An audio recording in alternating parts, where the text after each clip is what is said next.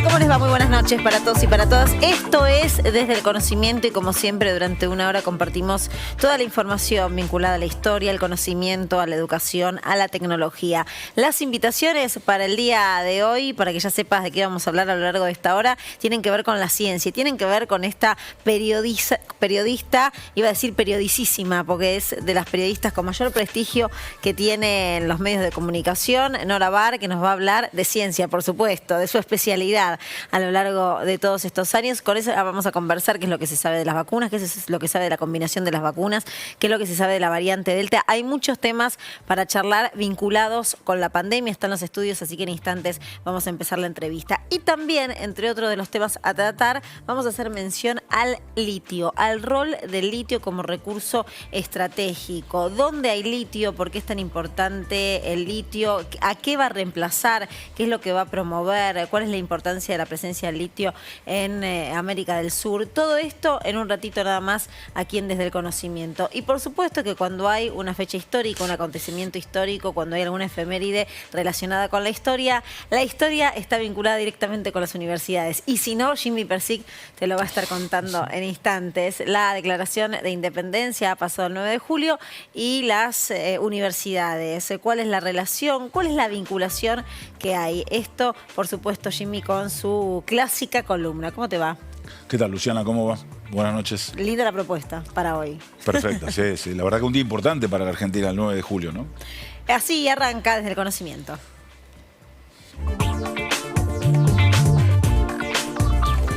Y para compartir esta noche está con nosotros Nora Barr, periodista especializada en ciencia, periodista científica, en un momento donde de la ciencia, afortunadamente, hay mucho para contar. Gracias por estar acá, Nora. Un placer conocerte. Muchas gracias por la invitación. ¿Qué tenemos que conocer de las últimas informaciones importantes vinculadas con la pandemia, vinculadas, por ejemplo, con la variante Delta?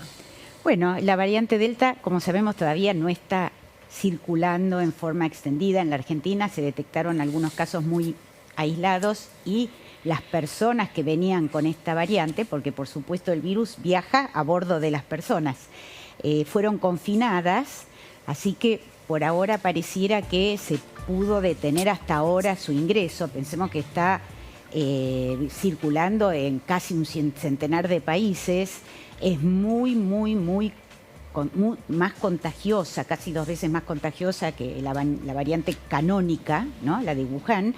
Así ¿2 veces más decís?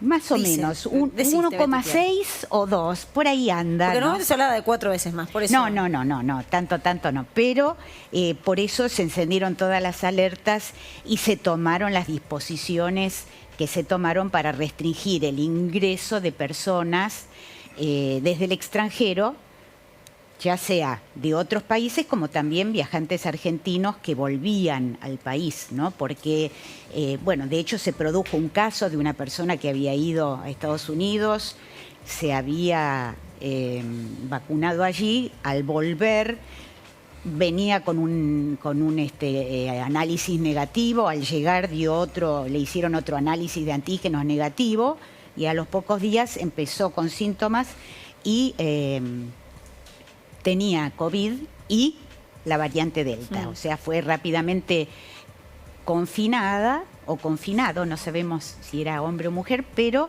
su conviviente estaba con neumonía, o sea que podría haberse contagiado. La mayor preocupación en este momento es tratar de frenar el ingreso de esta variante tan transmisible y avanzar muy rápido con la vacunación. Claro, dilatar el ingreso de esa variante en la Argentina. Ahora, yo leo algunas informaciones. Por un lado, la alegría de que el plan de vacunación está acelerándose y de que hoy ya todos conocemos, yo la mayor cantidad de personas que conozco de mi entorno está por suerte vacunada. Pero de repente leo información que llega de Israel, que habían tirado los barbijos y que de pronto empiezan a aumentar nuevamente los contagios y se lo adjudica a esta variante Delta y me vuelvo a preocupar. ¿Qué dice la ciencia o qué está diciendo la comunidad científica? Pongo el caso de Israel porque me parece interesante. Claro, bueno, el caso de Israel es, todo el mundo está siguiendo qué es lo que ocurre allí, porque fue uno de los países que más rápido vacunó, tuvo un éxito enorme, redujo a cero las muertes rápidamente, ya estaban prácticamente haciendo vida normal y ahora hubo un brote justamente por esta variante tan transmisible. Y la verdad es que en todo el mundo se están haciendo estudios sobre si las vacunas son suficientemente eficaces para neutralizar a esta variante o si puede escapar de las vacunas. En general, cada vacuna tiene sus particularidades, pero en general lo que se puede decir es que si bien no detiene la transmisión, tal vez en un 100%, tampoco los casos y las hospitalizaciones y las muertes. Sabemos que ninguna vacuna es 100% efectiva. Siempre van a haber personas que tal vez se podrán infectar por distintas razones, o porque su sistema inmunológico no responde, o porque se infectan rápidamente después de recibir la vacuna, porque la vacuna necesita unas semanas para gatillar esa respuesta inmunológica, ¿no?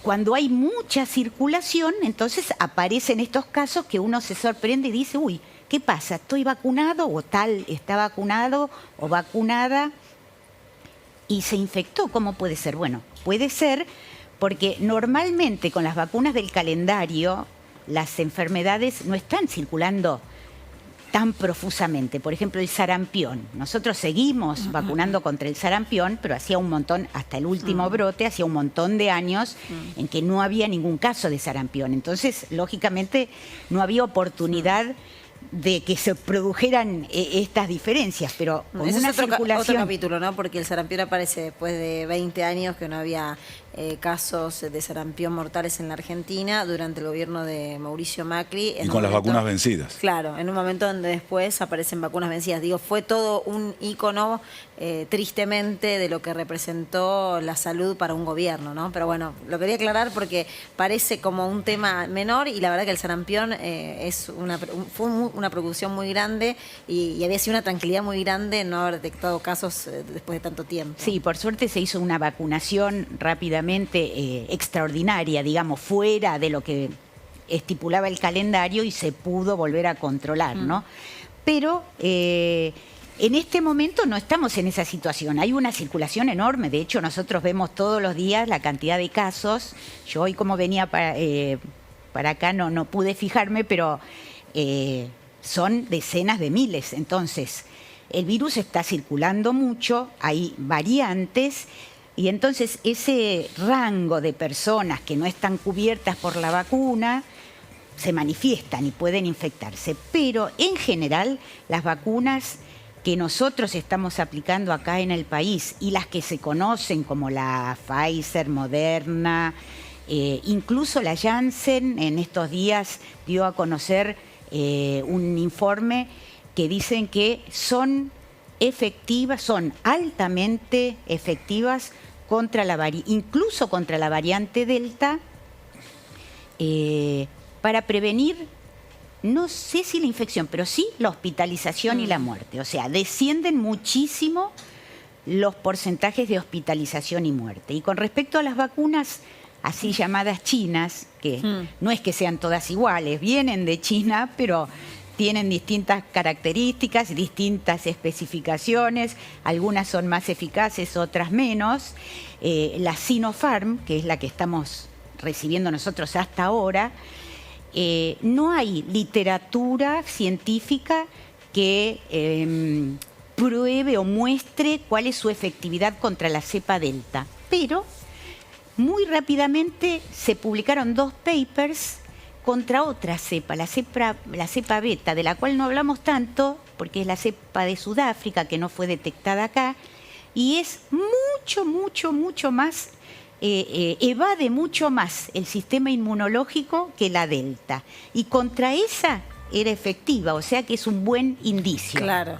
Hay que ver cómo funciona, seguramente que en muy poco tiempo, a medida que vaya avanzando los estudios, o a lo mejor tal vez no tenemos oportunidad de probarlo. Ojalá no empiece a circular comunitariamente en la Argentina, pero ya los estudios que hizo el Ministerio de Salud con las otras cepas, la cepa andina, la de Gran Bretaña y la de Manaos, que son las 3 que están circulando en la Argentina, muestran que las vacunas que se están dando acá son altamente efectivas.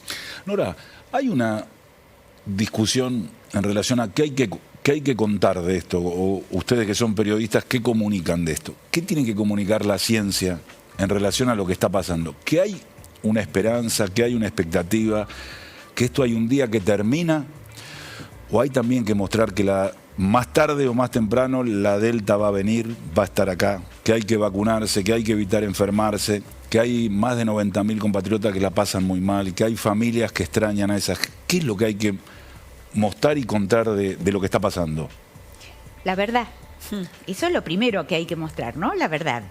Y cuando uno especula, por ejemplo, en el caso de cuando decimos la Delta va a llegar, bueno, es lo que se supone que va a porque ya pasar. ingresó en tantos países y además es difícil.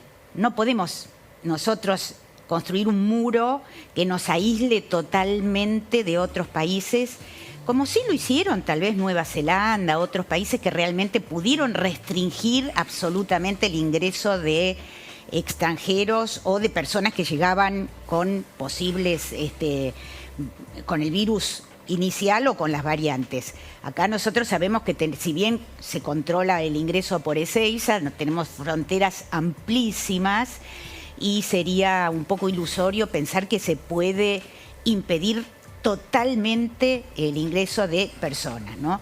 Se puede controlar. Además, tal vez no sea necesario impedir totalmente el ingreso de personas. Bastaría con controlar, sí, en forma muy consistente, el ingreso, pedir que esas personas que lleguen estén, por ejemplo, 5 días en hoteles, o sea, ni bien llegan, que vayan directamente. La provincia. Sí, de hecho, hubo propuestas y hay algunas jurisdicciones que lo están implementando, que las personas que llegan van directamente a costo del viajero, que digamos, se costeó el viaje, puede costear 5 días su estadía en un hotel, allí se le hace un nuevo estudio, porque al llegar, lo estamos viendo, puede haber falsos negativos. Entonces, se deja que estén 5 días en el hotel de su elección, dentro de un rango de hoteles, se le hace un nuevo estudio y si hay un nuevo negativo, puede irse a su casa y de esa manera uno puede evitar o prevenir el ingreso de estas vacunas. Ahora, con respecto a lo que va a pasar, muchas son especulaciones.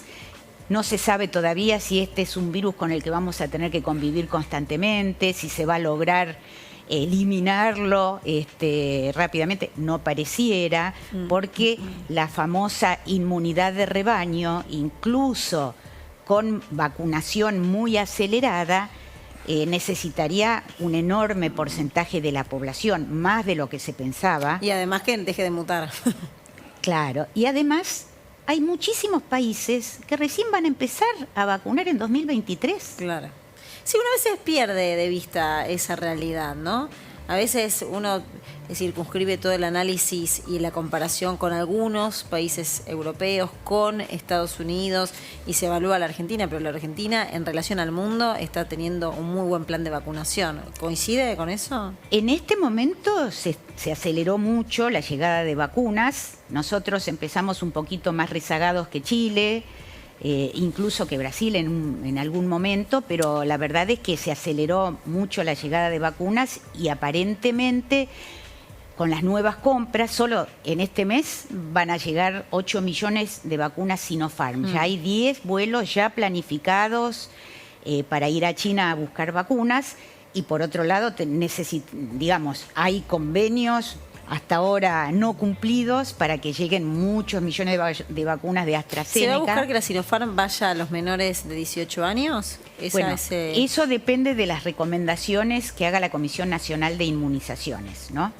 Pero sí, se van a acelerar, que esa es una recomendación que ya dio esta comisión de expertos, que se acorte el plazo entre las dos vacunas justamente para lograr ese pequeño plus de efectividad que permitiría estar más protegido frente a la variante Delta. Entonces, en lugar de esperar 2 meses o 3 meses, la vacuna Sinopharm se va a administrar a las 4 semanas la segunda dosis de la primera. Que eso es más o menos lo que dice la fase 3, ¿no? De la Sinopharm en China, es lo que decía originalmente. Es lo que decía originalmente. AstraZeneca y Sputnik va a haber 8 semanas. 8 semanas. De todas maneras, para tranquilidad de todos nosotros, los estudios científicos lo que indican es que con el tiempo va creciendo la respuesta inmune de estas vacunas, de AstraZeneca y Pfizer y otras. Por lo tanto, si no recibimos, a mí por ejemplo me dieron la Sputnik, si no recibimos la segunda exactamente a los 84, 90 días que tenemos anotados en el carnet, no vence. No hay que inquietarse porque no es que la inmunidad desaparece de un día para el otro de acuerdo con el calendario. Al contrario. Pero es que la mala información, bueno, ustedes son expertos en esto, termina volviendo loco al pueblo, ¿no? Vence las vacunas, hoy hay una nota, la desesperación de la gente, ¿no? Terminan... No es solo mala información, hay mala intención en la mala información. Las famosas fake news. ¿Es eso nada más, Luciana? ¿Yo te respondo? O Nora, ¿no? Me sorprende que me preguntaras a mí. Bueno. Pero bueno, yo creo que sí, si me puede opinar, yo creo que sí. Que hay momentos, a ver, que la desinformación enloquece sin lugar a duda, que la desinformación genera... y que además está intencionada, o sea, hay una intención. Hay una intención, no sí. es un error, que error se puede tener siempre y nosotros como periodistas convivimos muchas veces con el error. Cuando uno habla de una construcción negativa o una construcción maliciosa sobre una información es porque hay una mala intención, hay una intención de dañar y de lastimar. Y con esto del vencimiento, por ejemplo, de las vacunas, está bien la aclaración que hace Nora, porque hay un montón de gente que cuando empiezan a surgir estas malas informaciones te empiezan a llamar con la preocupación, sobre todo de las personas mayores, de qué es lo que va a pasar con esa vacuna, ¿no? Yo creo que hay de todo, ¿no? Por un lado, puede haber mala intención, hay también carencia de elementos para lidiar con las noticias científicas, ¿no? Por eso nosotros desde la Red Argentina de Periodismo Científico siempre insistimos en que todos los noticieros y bueno, en todos los ámbitos posibles donde se tratan noticias, así como hay especialistas en noticias deportivas o noticias políticas o noticias de educación, debiera haber periodistas científicos. Porque, claro, a veces son noticias difíciles de interpretar, claro, o hay que conocer, por ejemplo, cuáles son las fases de los ensayos clínicos, o poder ser capaces de ir a la letra chica de toda esa información para poder interpretarla bien, interpretar bien los números, las estadísticas. Y si no podemos hacerlo nosotros, solos, bueno, tener una agenda de expertos capacitados en esos temas que nos puedan orientar y nos ayuden a interpretar exactamente qué quiere decir los resultados de los ensayos científicos, de la información científica, ¿no? Estoy pensando, y volviendo al tema de la Delta, para irnos un poco de la fake news y hablar de las noticias verdaderas, Sputnik dice que su vacuna, o sea, Rusia dice que su vacuna Sputnik es altamente efectiva contra la variante Delta. Ellos tendrán su información, pero nosotros tenemos acceso a esa información, o son estudios que en otras partes que no sean Rusia todavía no se concretaron como para decir que es más efectiva o que es altamente efectiva contra esta variante. Lo único que tenemos es la información que da el laboratorio, el Instituto Gamaleya, y no hay trabajos de campo publicados, claro, en revistas con revisión de pares. Lo que nosotros sí tenemos datos locales, pero lo que pasa es que acá no está circulando la variante Delta. Claro. Y acá la Sputnik ha sido altamente efectiva contra las variantes que están circulando en la Argentina. Claro, y eso es importante. Sí, eso es muy importante. Y en los casos, porque también hay que decir cuál es el objetivo de una campaña de vacunación. El objetivo era reducir las muertes y las hospitalizaciones graves, ¿no? Entonces, en eso la Sputnik fue efectiva. Después, la Sputnik y las otras. Y las también. otras. La Argentina sí, lo ha logrado. Y la claro. Sinopharm. Muy poca gente vacunada está en terapia o la ha pasado muy mal. Se contagian, sí se contagian, pero Le Bueno, ha por eso pasado. yo ponía el ejemplo de Israel, porque Israel, que tiene un porcentaje altísimo de vacunación con Pfizer, y nombro porque ha sido para todo un sector la única vacuna que parecía en algún momento que servía, ahí los contagios, hay un rebrote. Por supuesto, no leí los últimos registros, pero con una baja en la letalidad, que es lo más importante, y algunos dicen que con el tiempo sí se va a convertir en una gripecinia, ¿no? Como dijo en su momento Bolsonaro. Esperemos. Lo que es importante es considerar que tal vez a uno le parece que, ¿cómo puede ser que haya tantas personas que estaban vacunadas y a lo mejor están en terapia intensiva? Sí, pero si no se hubieran vacunado, hubieran sido muchos más. Claro. Entonces hay que interpretar las cifras dentro de un contexto, ¿no es cierto? Y dentro del grupo de edad. No es lo mismo dentro por ejemplo, el grupo mayores de 80 o mayores de 60, que fueron los más afectados y los que sufrían más hospitalizaciones y donde la mortalidad era más alta, que los menores. O sea, las cifras hay que considerarlas siempre dentro de un contexto para poder interpretarlas bien. Y además, si uno habla de riesgos, hay que pensar cuál es el riesgo, porque a veces uno dice, tal vacuna tiene riesgo de coágulos sanguíneos. Perfecto. Ese riesgo, ¿cómo es en comparación con otras medicaciones? Por supuesto. Y además ese riesgo, ¿cómo es en comparación si yo no me vacuno? Claro. No, la vacuna le gana a toda esa evaluación. Nora, un placer conocerla y gracias por haber venido. Éxitos en el nuevo proyecto. Gracias a ustedes. Muchas gracias.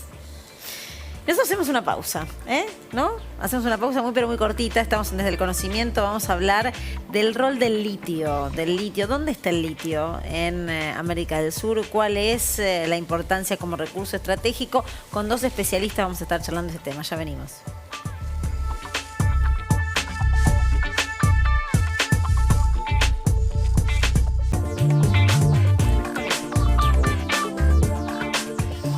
Seguimos en Desde el Conocimiento, momento para hablar del litio, de la presencia del litio, de la importancia que tiene el litio. Me voy a poner los anteojos porque ya los años me están golpeando fuertemente la visión. Estamos con Nicolás Marinovsky, que es maestrando en gestión de la energía, ingeniería electricista, director del Observatorio de Energía, Ciencia y Tecnología Asociada a la plataforma Pueblo y Ciencia, y también está Aristides Silvestris, que es magíster en Ciencias de la Ingeniería y director del Observatorio de Energía, Ciencia y Tecnología Asociada a la plataforma Pueblo y Ciencia. Es una súper presentación. Gracias por venir. Muchas gracias. No, muchas gracias a vos. Muchas gracias, Jaime. ¿Cuál es la importancia del litio? Para ir puntualmente al tema que nos compete. ¿Por qué es tan importante el litio y cuál es la importancia del litio en relación a la Argentina?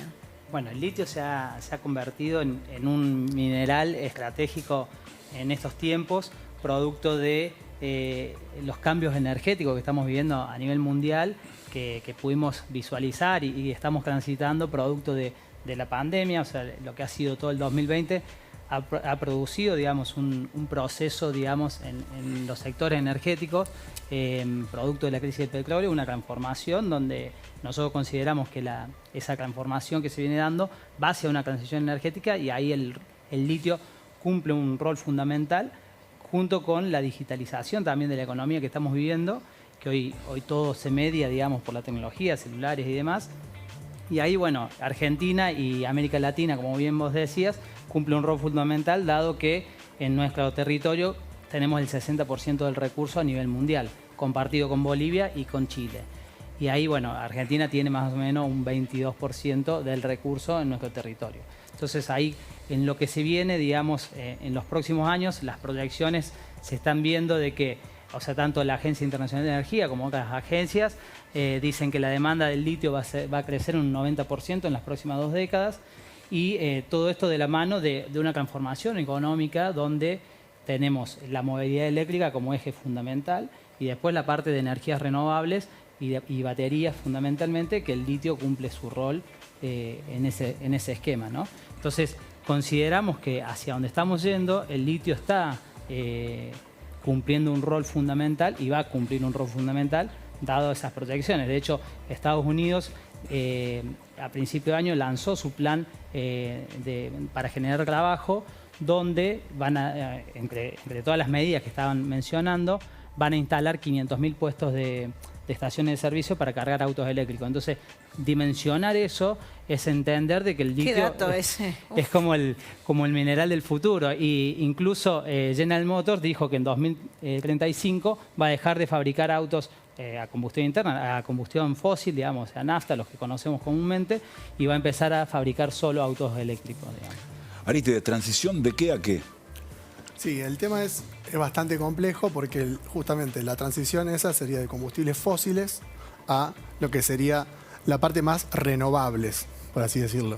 Por ejemplo, para poner todo esto en un contexto, las empresas tecnológicas más grandes del mundo, dentro de ellas Amazon, Google, Microsoft, AT&T, Verizon, esas empresas que Verizon y AT&T son empresas de telecomunicaciones, junto con todas las otras que nombré, son las que más están apostando a este cambio, esta transición, ya que justamente ellos son los que más invirtieron en energías renovables, desde el 2020 hasta hoy.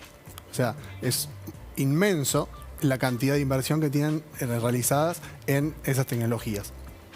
Y esto viene de la mano de que, además, ellos están evaluando y están promoviendo que desde ahora hasta el 2030 o 2050 van a empezar a cambiar sus esquemas para tratar de hacer emisiones de gases de efecto invernadero ceros.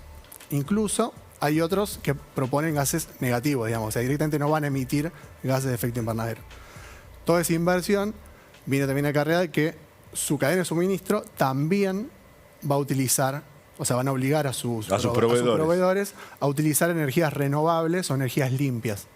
Entonces, de esa forma, sí o sí vamos en ese sendero hacia la utilización del litio como un material que es muy, o sea, es estratégico, es crucial para poder desarrollar todas estas nuevas tecnologías que vienen de la mano de la digitalización de la economía, de la conectividad, que hoy en día, si uno no tiene conectividad, básicamente está casi aislado y no puede acceder a derechos, como por ejemplo la salud, la educación. Entonces, en todo ese marco, estas empresas tecnológicas utilizan para toda su infraestructura el litio y las energías renovables. ¿El litio por qué? Porque al hacer baterías, cuando uno tiene una intermitencia o un corte eléctrico, toda esta infraestructura de centros de datos, iluminación de fibras ópticas, torres de telefonía móvil, antenas o radiobase de telefonía celular, todas esas requieren tener o respaldo eléctrico en el caso de un corte para no perder conectividad, o directamente para a la hora de generación, cuando se genera la energía eléctrica, almacenando en algún sitio. Entonces, siempre tenerlo de respaldo. Y todos los dispositivos que nosotros tenemos hoy en día en nuestro bolsillo, en una mochila, lo que sería una computadora, una laptop, una tablet, un teléfono celular, incluso los autos eléctricos, que es la electromovilidad que se viene, o los monopatines, o las motos y demás, utilizan litio como fuente de poder o fuente de almacenamiento de energía para poder darle esa versatilidad. ¿Dónde se encuentra el litio? ¿Dónde está el litio? El litio, bueno, el 60% a nivel mundial Sí, en Argentina. por eso, pero- en Jujuy, Sí. en Salta, en Catamarca, en el norte argentino tenemos las reservas de litio. Y compartidas con Bolivia y Chile, ¿no? Pero es una mina, ¿cómo? Claro. No, se encuentra como en forma de salares. En Argentina, en otros países está distinto, ¿no? Exactamente. En Australia tenemos caso de que viene en piedras como minería convencional, digamos, el proceso es distinto. Aquí está en salares. Acá está en sales y tenés un proceso de extracción con la parte de piletones que se llama, donde bueno, se va haciendo por decantación y precipitación las distintas etapas para extracción del mineral, ¿no?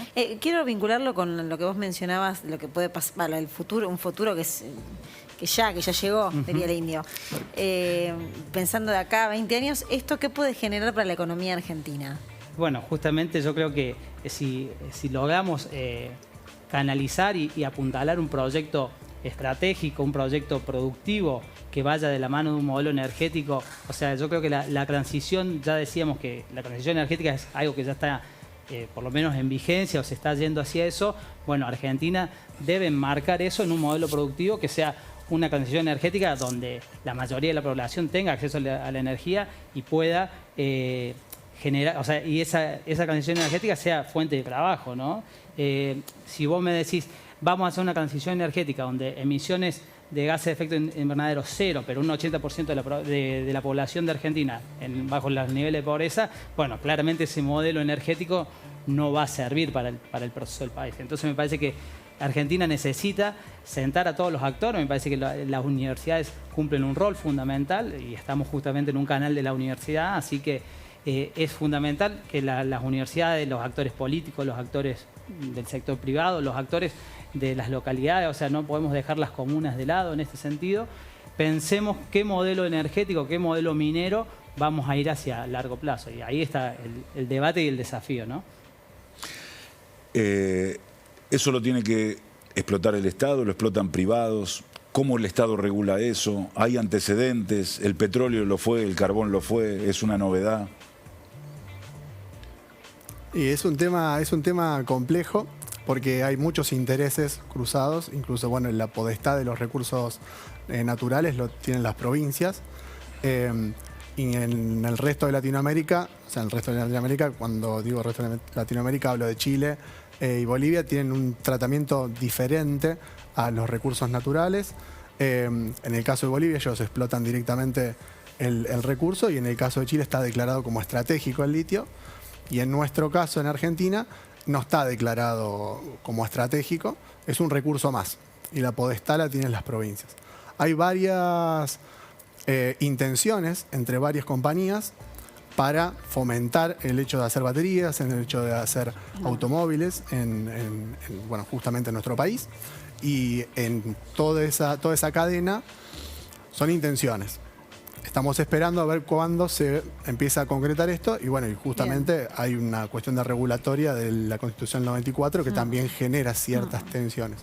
Gracias por haber venido. Vamos a seguir hablando de este tema, así que los vamos a volver a convocar para los próximos Muchísimas años. gracias. Cuando gusten y bueno, pueden ver nuestros trabajos de energía, Claro. tanto de litio como otras cuestiones en nuestra página web, que si puedo decirla Sí, al aire, decila, claro. es oesit.com.ar y bueno, a disposición para cuando gusten. Muchas gracias. Un A placer. ustedes. Gracias a ustedes. Hay 205 años del 9 de julio del 16. Lo pasamos de muchas maneras, ¿no? Lo pasamos en dictadura. El general Perón en su primer gobierno decretó la independencia económica de Argentina. El bicentenario fue casi vergonzoso, ¿no? Porque vos te acordás que Macri le pidió disculpas al rey de España, le dijo que los patriotas debían estar angustiados. Bueno, la Argentina, como América Latina, ¿no? Tuvo altos, tuvo bajos en esos 205 años de nuestro país. Pero intentamos vincular estas dos cosas. En la única universidad, lo decimos siempre, hay una universidad antes del 9 de julio y hay una universidad que se crea poquito después y hay alguna relación en eso. La única es que había el 9 de julio del 16 es la de Córdoba, que también lo vimos cuando hablamos de algunos cambios que hubo en la Universidad de Córdoba. Era rector el de Anfunes, los jesuitas habían sido echados del virreinato, era franciscano, pero había llegado de otra manera con nuevas ideas, una idea de reforma, de transformar la Universidad de Córdoba. Promovió la incorporación de nuevos temas, ¿no? Aritmética, álgebra, geometría, la enseñanza de otros idiomas. Acordate que habíamos visto también que se hablaba en latín al principio, claro. Después se incorporó, bueno, la incorporación de nuevas lenguas. El 9 de julio del 16, el Congreso en Tucumán, vamos a la siguiente, y ¿dónde estudiaron esos patriotas, ¿no? ¿Dónde estudiaron? El presidente del Congreso era Francisco Narciso, pero Francisco Laprida, era sanjuanino, era congresal por San Juan, había estudiado en el Real Colegio de San Carlos, lo que hoy es el Colegio Nacional de Buenos Aires. Mirá dónde había que ir a estudiar, ¿no? Mirá, y en ese momento además las distancias eran mucho más largas. En carreta, ¿no? Y después se fue a hacer la Universidad de San Felipe, en Chile, fundada en 1727. El vicepresidente era Mariano Boedo, que era congresal por Salta, estudió en la Universidad de Chuquisaca, eso es lo que hoy es Bolivia, ¿no? Creada en 1600. El secretario era José Mariano Serrano, que había nacido en Charcas, estudió en la Universidad de Chuquisaca, también igual que Boedo. El secretario era Juan José Paso, que estudió, también lo vimos porque fue miembro de la primera junta, fue también miembro de los triunviratos. Estudió en el Colegio Montserrat, en Córdoba, el colegio secundario de la Universidad de Córdoba, ahora es de la Universidad de Córdoba, y estudió en la Universidad de Córdoba, creada en 1613. Años después, 1821, vamos a la siguiente, se crea la Universidad de Buenos Aires, que se crea con otros objetivos. La crea el gobernador Martín Rodríguez, gobernador de la provincia de Buenos Aires, su secretario de gobierno, Bernardino Rivadavia, y se crea al calor de nuevos intereses sociales y económicos producto de la independencia, ¿no? Y de la idea de construir otra cosa. La Argentina era algo distinto, no era Argentina todavía, eran las Provincias Unidas, o en ese momento ni eso.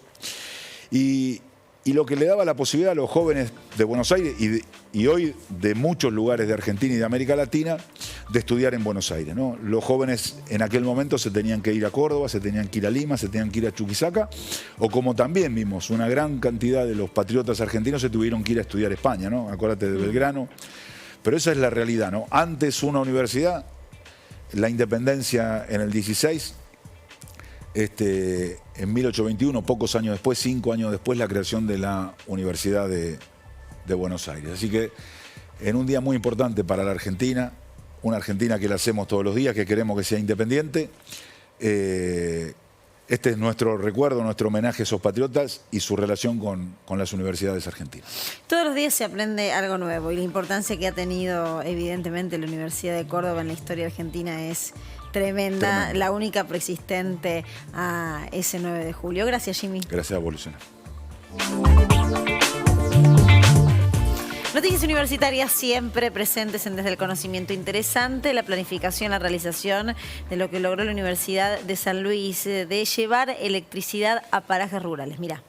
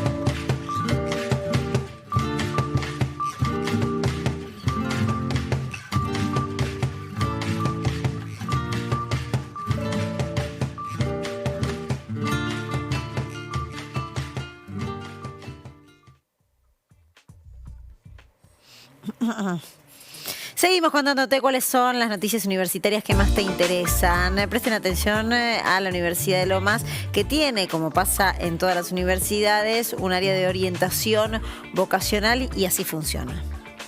La bienvenida a este espacio de encuentro y reflexión pensado para vos desde la Secretaría de Asuntos Estudiantiles, área de orientación vocacional. Pensar en un proyecto de estudio o trabajo requiere tiempo y dedicación que indudablemente nos lleva a pensar en lo vocacional. Ahora bien, ¿qué es la vocación? ¿La vocación se hereda? ¿Se nace con una vocación y solo tengo que poder descubrirla? Desde el Servicio de Orientación Vocacional pensamos que la vocación es el producto de múltiples factores. Habilidades, cualidades, intereses, recorrida, historias y experiencias de vida. Por eso la vocación no nace, sino que se construye, se hace y forma parte de tu identidad personal. Ahora bien, elegir es optar por una alternativa entre muchas. Por eso rescatamos la importancia de que vos conozcas las distintas posibilidades y distintos accionarios posibles y que profundices la información. En la elección vocacional entran en juego múltiples factores, personales, familiares, culturales, socioeconómicos. Es por eso que es una tarea ardua y difícil conocerse, conocer las propias capacidades, gustos y propósitos en la vida y además estar informados de la enorme propuesta educativa y de formación profesional. Te pueden surgir múltiples interrogantes, por lo que la decisión es compleja, requiere tiempo, dedicación y esfuerzo. Por lo cual deberías pensar en que este va a ser tu proyecto de vida y tu proyecto de trabajo. Es por eso que preguntarte, ¿con quién te gustaría compartir tus horas laborales? ¿En qué ámbitos de trabajo te imaginas desarrollándote? Es decir, ¿cómo te ves a futuro intercambiando tu vida personal y laboral? En definitiva, ¿cómo pensar en hacerte tu propio camino? La experiencia nos enseña que los recorridos no son lineales, que existen distintos recodos y distintas rutas para llegar a donde queremos ir. Queremos que consideres que estudiar en la universidad es una alternativa posible. Las instituciones educativas cobran vida cuando las estudiantes la habitan y vos podés ser parte de ello. La vida universitaria tiene sus exigencias, pero también es un tiempo para dialogar con compañeros y docentes, para poder transmitir y pensar, para poder compartir ideas, poder discernir, poder coincidir y poder crecer. La Universidad Nacional de Lomas de Zamora fue creada en el año 1972 y fue la primera universidad pública, libre y gratuita del conurbano bonaerense. Está rumbo a cumplir los 50 años. Cuenta con 5 facultades y una amplia variedad de carreras. Te invitamos a que la conozcas y que sepas todo lo que tenemos para ofrecerte en nuestra web.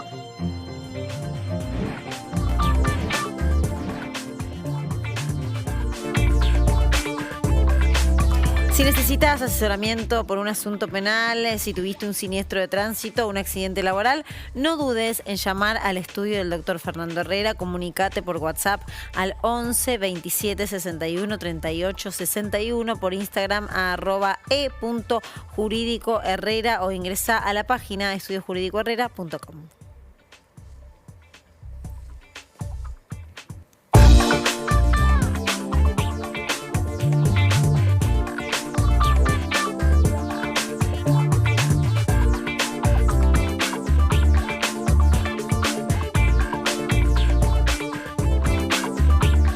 Nuestros protagonistas son los alumnos y las alumnas, y ellos siempre tienen un espacio aquí en Desde el Conocimiento. Presten atención a la historia de Agustina, que estudia en la UTN La Plata. Mi nombre es Agustina Córdoba, tengo 25 años y estudio Ingeniería Mecánica en la Universidad Tecnológica Nacional de La Plata. Elegí esta universidad porque es pública, lo cual nos permite que todos y todas podamos acceder gratuitamente. Y en particular elegí esta facultad porque tenía amigos y amigas que estudiaban y me la recomendaron y me contaron cosas como la flexibilidad horaria que ofrecía la facultad para poder trabajar, entre otras cosas. Creo que necesitamos migrar hacia un sistema híbrido entre presencialidad y virtualidad, donde se combinen y jueguen un papel igual de importante y donde podamos aprovechar las nuevas tecnologías disponibles. Cuando me reciba en el futuro me veo trabajando, desarrollando e investigando en el área de energías renovables. A mi carrera lo que le sumaría serían proyectos integradores en todos los años, donde se combine la teoría vista en las materias y práctica, que nos den una idea y un panorama de lo que va a ser nuestro futuro profesional. Además creo que sería un incentivo y una motivación para que los alumnos sigan estudiando. En el 2021 espero personalmente recibirme y empezar a trabajar de lo que estudié, y conjuntamente como sociedad espero que podamos superar esta pandemia y que nos ayude a repensar el futuro post pandemia.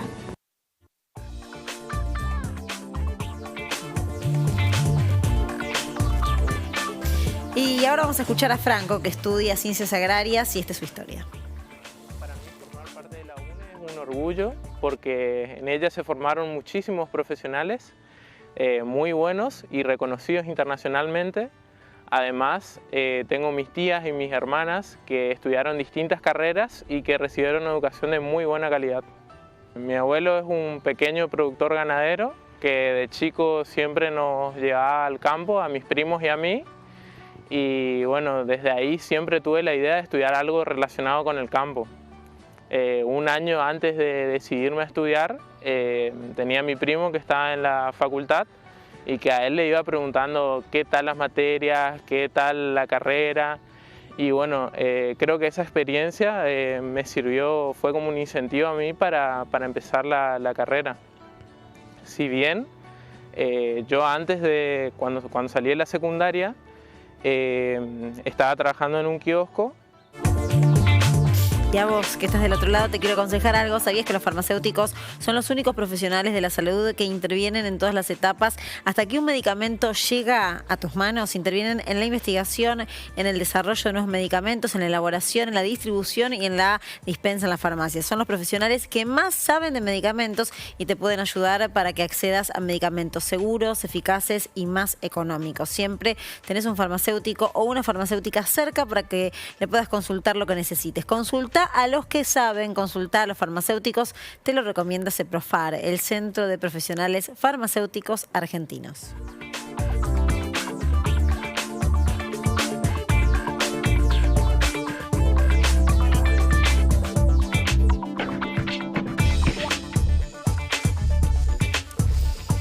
En 2 o 3 semanas aproximadamente se van a conocer los resultados de la combinación de vacunas, algo que se está estudiando en la República Argentina. Pero antes de saber esos resultados, la que ya sabe qué es lo que va a pasar es Soledad Gori, que está aquí con nosotros, que es nuestra columnista estrella en Desde el Conocimiento. Soledad, bienvenida. ¿Cómo están? No es muy científico eso que dijiste, ya sabe lo que va a pasar. No, es de corazón, ¿no? Es un presagio, porque además tenés mucho más conocimiento que nosotros para por lo menos contar qué es lo que se sabe hasta ahora de la combinación de vacunas, que no es poco. Que no es poco, sí. Y además hemos visto que también estos últimos días se ha hablado un montón de eso. Pasamos como de qué peligrosas son las vacunas a de repente, o a tener miedo, ¿no?, de las combinaciones, porque hace unos meses ya se hablaba de estas combinaciones que los de, más que nada los de Europa se habían lanzado a hacerlas, ¿no?, por los motivos que ahora les voy a comentar, y de repente es gente pidiendo, porque nos ha pasado y nos han llegado directamente mensajes preguntando si ya tenían un esquema completo, si además podían, si se iban afuera a darse otra vacuna,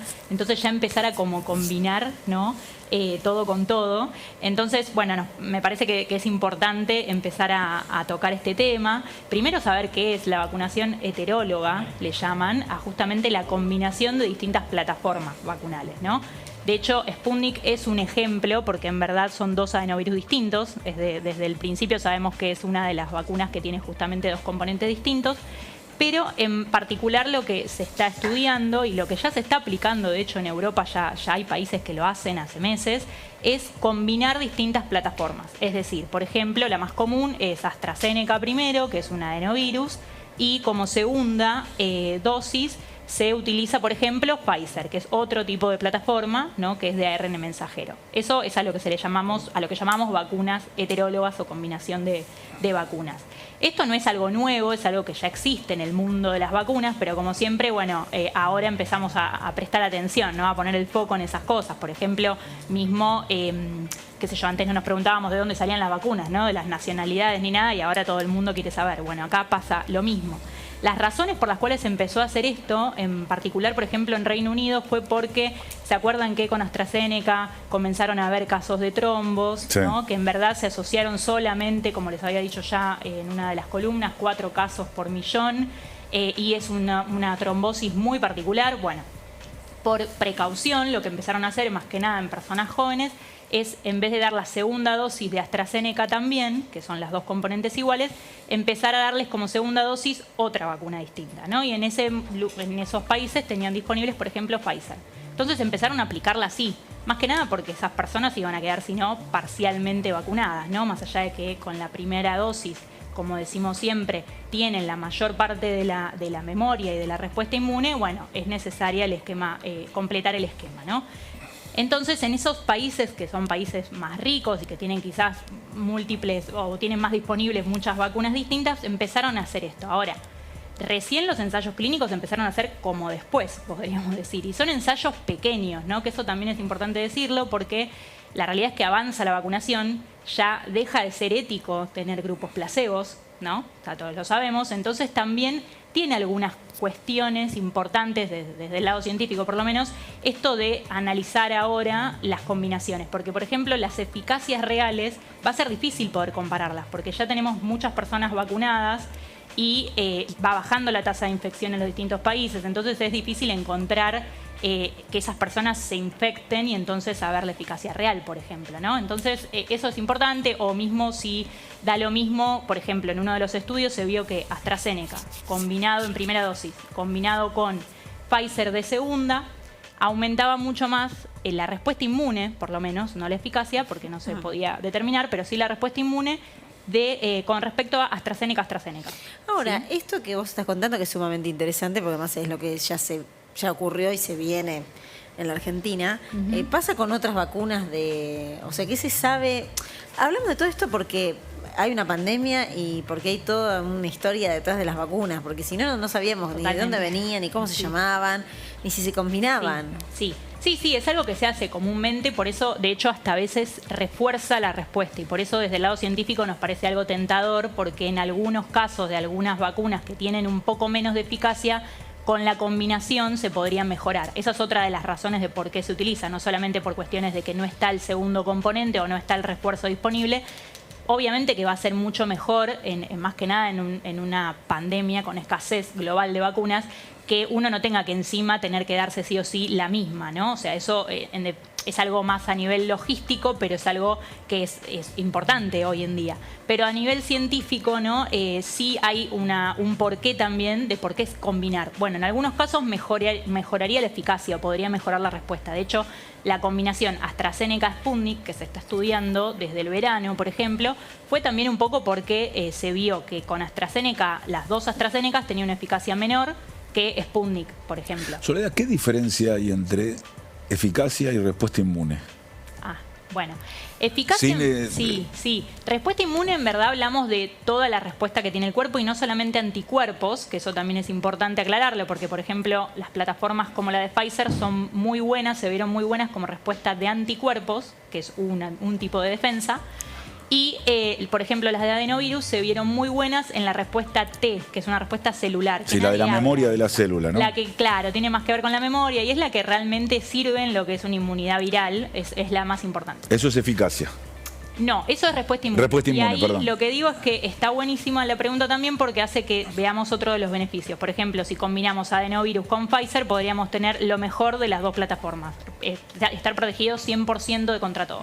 Eficacia es en verdad lo que se calcula en los ensayos clínicos respecto a los grupos, ¿no? Un grupo sin vacunar, otro grupo vacunado, y lo que vemos es cuántas personas se infectaron luego de haberse vacunado. Y se hace un cálculo con una formulita de porcentaje de este famoso porcentaje de eficacia, que es lo que decimos siempre, de si es un 90% de las 100 personas que se vacunaron, solamente 10 se infectaron, ¿no? Esa es la eficacia. La respuesta inmune es lo que el cuerpo produce recibiendo la vacuna.